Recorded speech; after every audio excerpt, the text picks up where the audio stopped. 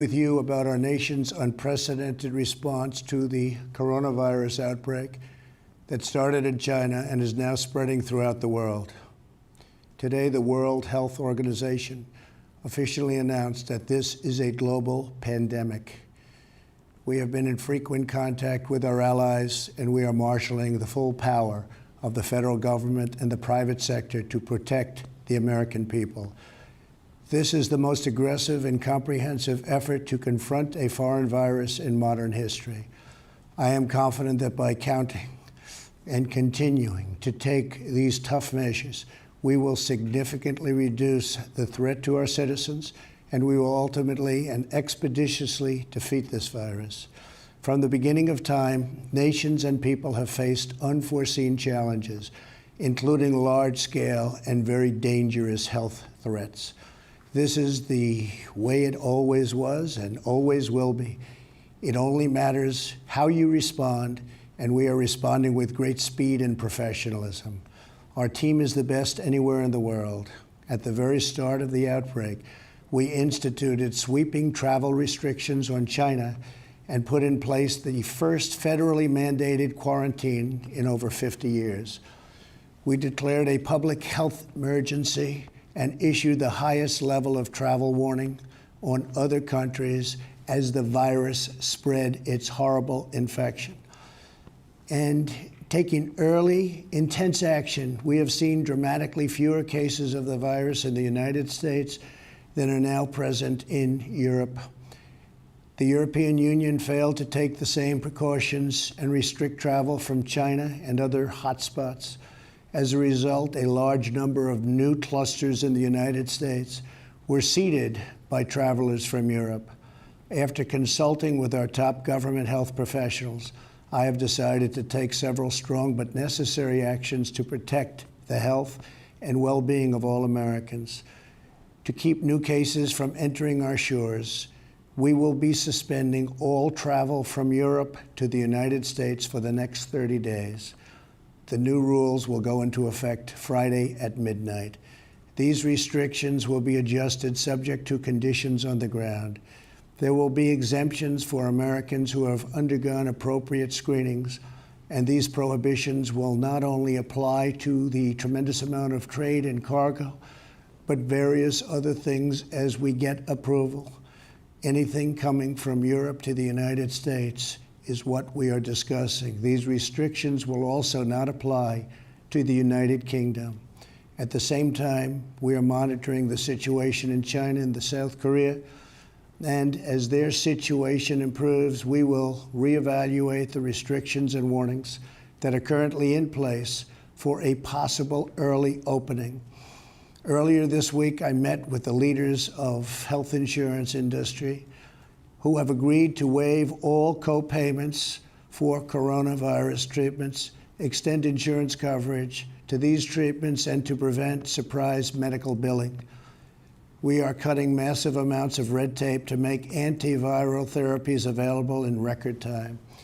These treatments will significantly reduce the impact and reach of the virus. Additionally, last week I signed into law an $8.3 billion funding bill to help CDC and other government agencies fight the virus and support vaccines, treatments, and distribution of medical supplies. Testing capabilities are expanding rapidly day by day. We are moving very quickly.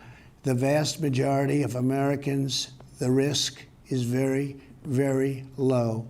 Young and healthy people can expect to recover fully and quickly if they should get the virus. The highest risk is for elderly population with underlying health conditions. The elderly population must be very, very careful. In particular, we are strongly advising that nursing homes for the elderly suspend all medically unnecessary visits. In general, older Americans should also avoid non-essential travel in crowded areas. My administration is coordinating directly with communities with largest outbreaks, and we have issued guidance on school closures, social distancing, and reducing large gatherings. Smart action today will prevent the spread of the virus tomorrow. Every community faces different risks, and it is critical for you to follow the guidelines of your local officials who are working closely with our federal health experts, and they are the best. For all Americans, it is essential that everyone take extra precautions and practice good hygiene. Each of us has a role to play in defeating this virus. Wash your hands, clean often used surfaces, cover your face and mouth if you sneeze or cough, and most of all, if you are sick or not feeling well, stay home. To ensure that working Americans impacted by the virus can stay home without fear of financial hardship, I will soon be taking emergency action, which is unprecedented, to provide financial relief. This will be targeted for workers who are ill, quarantined, or caring for others due to coronavirus. I will be asking Congress to take legislative action to extend this relief.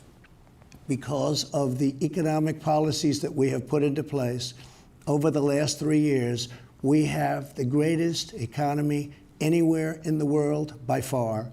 Our banks and financial institutions are fully capitalized and incredibly strong. Our unemployment is at a historic low. This vast economic prosperity gives us flexibility, reserves, and resources to handle any threat that comes our way. This is not a financial crisis. This is just a temporary moment of time that we will overcome together as a nation and as a world. However, to provide extra support for American workers, families, and businesses, tonight I am announcing the following additional actions. I am instructing the Small Business Administration to exercise available authority to provide capital and liquidity to firms affected by the coronavirus. Effective immediately, the SBA will begin providing economic loans in affected states and territories. These low-interest loans will help small businesses overcome temporary economic disruptions caused by the virus. To this end, I am asking Congress to increase funding for this program by an additional $50 billion. Using emergency authority, I will be instructing the Treasury Department to defer tax payments without interest or penalties for certain individuals and businesses negatively impacted. This action will provide more than $200 billion of additional liquidity to the economy.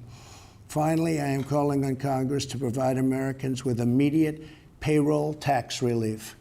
Hopefully, they will consider this very strongly. We are at a critical time in the fight against the virus. We made a life-saving move with early action on China. Now we must take the same action with Europe. We will not delay.